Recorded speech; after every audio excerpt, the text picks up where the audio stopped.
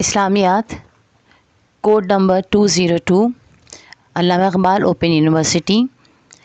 آج ہم بلند خوانی کریں گے امتحانی مشق نمبر 1 کے سوال نمبر 1 کے جواب کی۔ سوال ہے، وحی کی ابتدا کا واقعہ تحریر کریں اور ضرورت کے مطابق نزول قرآن پر جامع نوٹ لکھیں۔ جواب: وحی کی تعریف۔ لغت کے مطابق وحی کے معنی خبر دینا، اشارہ دینا یا پیغام دینا ہے، جبکہ شریعت کی اصطلاح میں وحی سے مراد وہ خاص پیغام ہے جو اللہ تعالیٰ نے حضرت جبرائیل امین کے ذریعے اپنے رسولوں کو بھیجا۔ وحی کی اقسام۔ وحی کی 2 اقسام ہیں۔ نمبر 1، وحی مطلوع یعنی وہ جو تلاوت کی جائے جیسے قرآن پاک۔ نمبر 2، وحی غیر مطلوع یعنی وہ وحی جو تلاوت نہیں کی گئی، جسے رسول اکرم صلی اللہ علیہ وسلم کی احادیث۔ غار حرا میں عبادت و ریاضت۔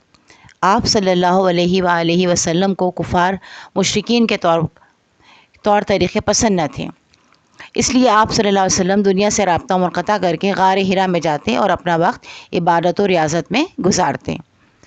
وحی کی ابتدا کا واقعہ۔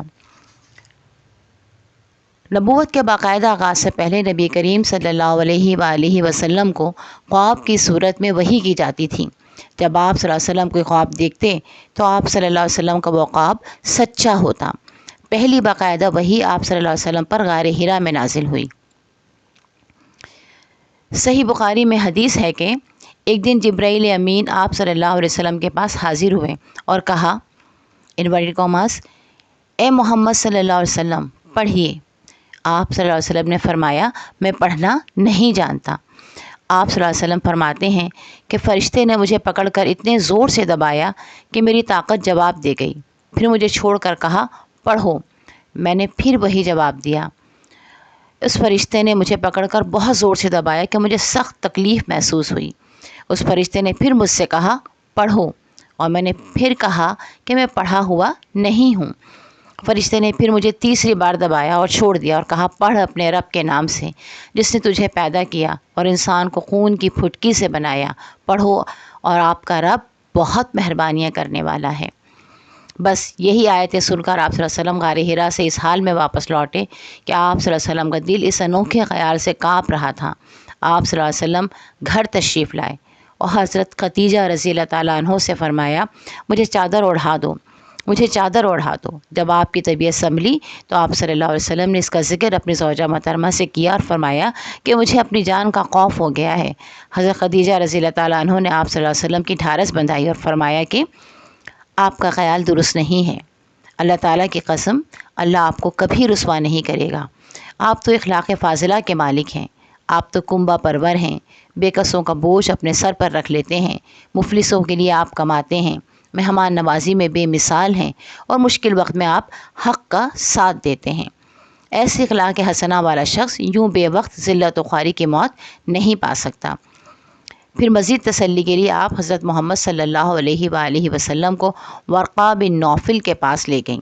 ورقہ بن نوفل نے پورا واقعہ سنا تو بے اختیار پکار اٹھے کہ یہ تو وہی ناموس یعنی فرشتہ ہے جو حضرت موسیٰ علیہ السلام پر اللہ کا پیغام لے کر حاضر ہوا تھا۔ کاش میں آپ کے اس عہد نبوت کے آغاز پر جوان ہوتا، کاش میں اس وقت تک زندہ رہتا جب آپ کی قوم آپ کو اس شہر سے نکال دے گی۔ آپ صلی اللہ علیہ وسلم نے تعجب سے پوچھا، کیا وہ لوگ مجھے نکال دیں گے؟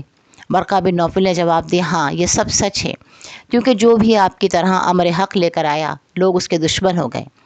اگر مجھے آپ کی نبوت کا زمانہ مل جائے تو میں آپ کی پوری مدد کروں گا۔ مگر ورقہ بن نوفل کچھ دنوں بعد انتقال کر گئے اور وحی کی آمد بھی کچھ عرصے کے لیے موقوف ہو گئی۔ نزول قرآن۔ نزول قرآن کا مقصد۔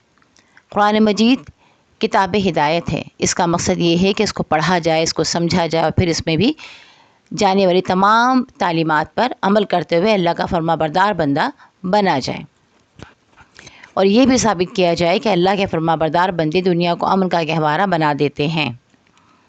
پچھلی کتابوں کے مصدق۔ قرآن کریم اللہ تعالیٰ کی وہ بابرکت کتاب ہے جو اللہ تعالیٰ نے اپنے پیارے نبی حضرت محمد مصطفیٰ صلی اللہ علیہ وسلم پر نازل کی۔ قرآن کریم پچھلی کتابوں کی تصدیق کرنے والی ہے۔ یہ ایک ایسی کتاب ہے جس میں انسانوں کی ہدایت کے لیے تمام قوانین بیان کیے گئے ہیں۔ شب قدر میں نزول قرآن۔ قرآن کریم لوح محفوظ میں موجود تھا، اس لیے اسے لوح محفوظ سے آسمان دنیا پر یک بارگی شب قدر میں نازل کیا گیا۔ شب قدر وہ عظیم رات ہے جس میں ایک رات کی عبادت 1000 راتوں کی عبادت سے بہتر ہے۔ قرآن کریم کو ماہ رمضان المبارک میں نازل کیا گیا، اور یہ عظیم رات یعنی لیلۃ القدر بھی ماہ رمضان المبارک کے آخری عشرے میں ہی پائی جاتی ہے۔ ضرورت کے مطابق نزول قرآن اور اس کی حکمتیں۔ قرآن کریم سے قبل آنے والی کتابیں اللہ تعالیٰ کی طرف سے مختلف تختیوں پر لکھی ہوئی نازل ہوئیں، جبکہ قرآن کریم کتاب کی صورت میں نازل نہیں ہوا، بلکہ آہستہ آہستہ 23 سال کی مدت میں نازل ہوا۔ جیسے جیسے حالات اور واقعات پیش آتے رہے اور ہدایت کی ضرورت محسوس ہوتی رہی، اللہ تعالیٰ اپنے مقرب فرشتے حضرت جبرائیل علیہ السلام کے ذریعے قرآن کریم کو رسول کریم صلی اللہ علیہ وآلہ وسلم کے قلب اطہر پر نازل فرماتا رہا۔ اس طرح آہستہ آہستہ نازل کرنے میں علماء کرام فرماتے ہیں کہ 7 حکمتیں پائی جاتی ہیں۔ پہلی حکمت، عرب جس معاشرے سے تعلق رکھتے تھے وہ ایک مختلف معاشرہ تھا۔ ان کے اپنے اصول اور رسم و رواج تھے، انہیں یک بیک چینج کرنا، تبدیل کرنا آسان نہ تھا۔ انسانی فطرت ہے کہ وہ کسی بھی چیز کا اثر آہستہ آہستہ قبول کرتی ہے، لہٰذا اگر قرآن کریم یک بارگی نازل ہوتا اور ان کو وہ احکامات فوری طور پر نافذ کرنے کے لیے کہا جاتا تو وہ ان کے لیے مشکل ہوتا اور وہ اسے قبول نہ کر پاتے۔ مثال کے طور پر سود کو حجۃ الوداع کے موقع پر مکمل طور پر رد کر دیا گیا۔ اس سے پہلے شراب کو بھی اچانک بند نہیں کیا گیا، بلکہ آہستہ آہستہ شراب سے روکا گیا اور پھر شراب کو خراب قرار دے دیا گیا، اس لیے قرآن کریم کو آہستہ آہستہ نازل کیا گیا۔ دوسری حکمت، اسلام کے ابتدائی دور میں عرب پڑھے لکھے نہ تھے۔ مکے میں صرف 17 افراد ایسے تھے جو پڑھنا لکھنا جانتے تھے، لہٰذا یہ ممکن نہ تھا کہ وہ پورے قرآن کو لکھتے اور پھر اس کو محفوظ کر لیتے۔ قرآن کی حفاظت اور اس کے محفوظ کرنے کے لیے ضروری تھا کہ زیادہ لوگ پڑھے لکھے ہوں، لہٰذا رسول مقبول صلی اللہ علیہ وآلہ وسلم نے ان حضرات کو جو پڑھنا لکھنا جانتے تھے حکم دیا کہ دوسرے افراد کو تعلیم کے زیور سے آراستہ کریں۔ لہٰذا 23 سال کی مدت میں وہ عرب جہاں صرف 17 افراد پڑھنا لکھنا جانتے تھے، تعلیم کے زیور سے آراستہ ہوا اور کئی محدث، فقیہ اور علماء تعلیم قرآن کے لیے میسر آئے۔ جو لوگ پڑھنا لکھنا نہیں جانتے تھے، رسول کریم صلی اللہ علیہ وسلم نے انہیں حکم دیا کہ وہ قرآن کو اپنے سینوں میں محفوظ کریں۔ یہی وجہ ہے کہ آج قرآن کریم ہمارے پاس محفوظ حالت میں موجود ہے۔ تیسری حکمت، قرآن کریم نسخہ حیات ہے اور نبی کریم صلی اللہ علیہ وسلم امت کے معالج کے طور پر آئے۔ عرب میں لوگ بہت ساری روحانی بیماریوں میں مبتلا تھے، وہاں شرک اور بت پرستی عام تھی، شراب اور جوا کھیلا جاتا تھا، لوگ معاملات میں اچھے نہ تھے، انہیں یک بارگی اگر تمام احکامات دیے جاتے تو وہ ان سے بیزار ہو جاتے، لہٰذا آہستہ آہستہ نزول قرآن ہوا اور آہستہ آہستہ احکامات دے کر انہیں برائی سے اچھائی کی طرف لایا گیا۔ شرک اور کفر سے دور کیا گیا، حسد اور کینے سے بچایا گیا، سود کو حرام قرار دے دیا گیا۔ ابتدا میں ایسا بھی ہوا کہ فوری طور پر بھی کچھ احکامات دیے گئے جنہیں بعد میں منسوخ کر کے مستقل احکامات جاری کیے گئے۔ آہستہ آہستہ نور قرآن کی یہ حکمت سامنے آئی کہ لوگ احکامات کو دلی طور پر قبول کرتے گئے اور ان پر عمل پیرا ہوتے گئے۔ چوتھی حکمت، جب کبھی صحابہ کرام رضوان اللہ علیہ مجمعین کفار کے مظالم اور ان کے شر سے پریشان ہوتے اور حوصلہ چھوڑ دیتے تو اللہ تعالیٰ آیات نازل کر کے ان کی حوصلہ افزائی فرماتے۔ مسلمان مجاہدین غزوات میں شریک ہوتے، ان کا اوڑھنا بچھونا ان کا مختصر اسلحہ تھا، جبکہ کفار اسلحے سے لیس تھے۔ ایسے موقع پر انہیں صرف اللہ تعالیٰ کی ذات بابرکات پر ہی بھروسہ تھا اور اس کی رحمت سے امید تھی کہ وہ ان کی مدد کرے گا۔ قرآن کریم میں اللہ تعالیٰ نے مجاہدین کو حوصلہ دیا کہ اگر وہ ثابت قدم رہیں گے تو 10 مجاہدین 100 مجاہدین پر بھاری ہوں گے۔ لہٰذا ہم کہہ سکتے ہیں کہ آہستہ آہستہ نزول قرآن کی بدولت مسلمان مجاہدین کو حوصلہ ملتا تھا اور وہ کفار کے سامنے ثابت قدم رہ کر ڈٹ کر مقابلہ کرتے تھے اور سیسہ پلائی دیوار بن جاتے تھے۔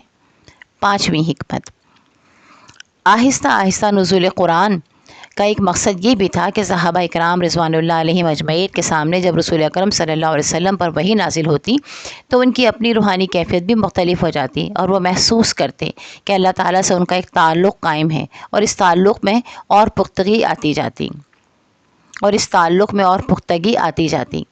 اگر ایک بار کی قرآن پاک نازل ہو جاتا تو مسلمان اس وحی کی لذت کو جو انہیں وحی کے نزول کے وقت محسوس ہوتی تھی اس سے محروم رہ جاتے۔ چھٹی حکمت، اللہ تعالیٰ نے قرآن کریم کو آہستہ آہستہ نازل کرنے کی حکمت اس طرح بیان فرمائی کہ ہم نے اسے آہستہ آہستہ اس لیے نازل کیا کہ اس سے آپ کے دل کو قوی رکھیں۔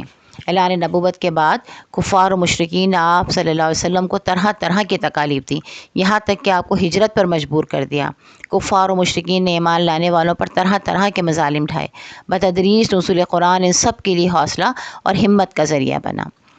ساتویں حکمت، آہستہ آہستہ نزول قرآن کی ساتویں حکمت علماء کرام یہ بتاتے ہیں کہ اس سے صحابہ کرام کو نبی کریم صلی اللہ علیہ وسلم کا ادب سکھانا مقصود تھا کہ جبرائیل امین علیہ السلام 3 سے 10 آیات لے کر نازل ہوتے تھے۔ اس طرح اندازہ لگایا جائے تو 23 سال کے عرصے میں قریباً 1000 بار تو وہ آئے ہوں گے، اور صرف وہی نازل کرنے کے لیے ہی حاضر نہیں ہوتے تھے، بلکہ نبی کریم صلی اللہ علیہ وسلم سے کبھی قرآن کریم کے آیات سمجھتے اور کبھی احکامات سمجھانے کے لیے حاضر ہوتے تھے، جیسا کہ مختلف احادیث میں ملتا ہے کہ حضرت جبرائیل علیہ السلام نے حضرت بحیہ کلبی کے روپ میں نبی کریم صلی اللہ علیہ وسلم سے ملاقات کی۔ اس طرح باب الایمان کی ایک حدیث سے معلوم ہوتا ہے کہ وہ ایک مسافر کی صورت میں نبی کریم کے پاس آئے اور ان سے احکامات الہی سمجھے، اور اس طرح ادب اور احترام سے انہوں نے ان احکامات کو سمجھا۔ اس سے صرف یہی مقصود تھا کہ صحابہ کرام رضوان اللہ علیہ مجمعین بھی رسول کریم صلی اللہ علیہ وسلم سے ادب کے ساتھ احکامات سیکھیں اور ان کا ادب و احترام کریں۔ حرف آخر، قرآن مجید کے آہستہ آہستہ نزول کی وجہ یہ رہی کہ ایک جاہل معاشرے کی تربیت کرنی مقصود تھی، جو یکبارگی نزول قرآن سے ممکن نہ تھی۔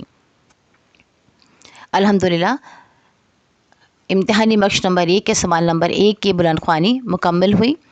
انشاءاللہ تعالیٰ اگلی ویڈیو میں آپ اگلے سوالات کی بلند خوانی سنیں گے۔ اگر آپ نے اس چینل کو ابھی تک سبسکرائب نہیں کیا ہے تو سبسکرائب کر لیجئے۔ اپنی آراء سے ضرور ہمیں آگاہ کیجیے گا، کمنٹ سیکشن میں اپنے کمنٹس کیجیے گا، اور اسے اپنے دوسرے ساتھیوں کے ساتھ بھی ضرور شیئر کیجیے گا۔ اللہ تعالیٰ آپ کو کامیابی عطا فرمائے اور اللہ تعالیٰ آپ کے لیے آسانیوں کے راستے کھول دے۔ آمین ثم آمین۔